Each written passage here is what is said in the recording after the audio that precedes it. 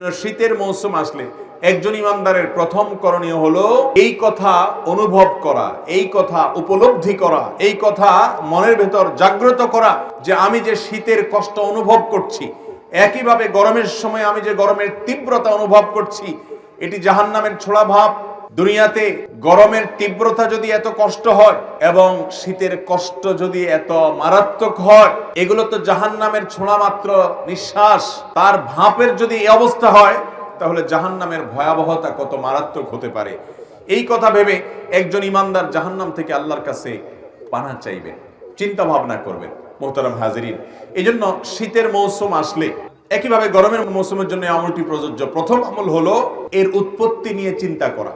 আমরা এই মজলিসে শত শত হাজারো মানুষ আছি যাদের বয়স 40, 50, 60 বছর পার হয়ে গেছে। আমাদের জীবনে প্রত্যেক বছর একবার করে শীত এসেছে, একবার করে গ্রীষ্ম এসেছে।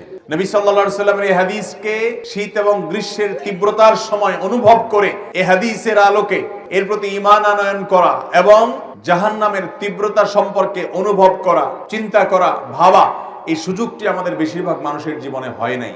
আল্লাহ দুনিয়ার এই গরমের তীব্রতা, শীতের তীব্রতা যদি এত কষ্টদায়ক হয়, জাহান্নামের আগুন এবং জামহারীরের তীব্রতা কত মারাত্মক হবে, এটা তো বাষ্প বা ভাব। তাহলে মূলটার অবস্থা কি? অতএব আল্লাহুম্মা আজিরনা মিনান নার, আল্লাহ আপনার কাছে আমরা জাহান্নামের আযাব থেকে আশ্রয় চাই, পানাহ চাই। আল্লাহ তাআলা আমাদের সবাইকে জাহান্নামের আযাব থেকে পানাহ লাভ করার তৌফিক দান করুন।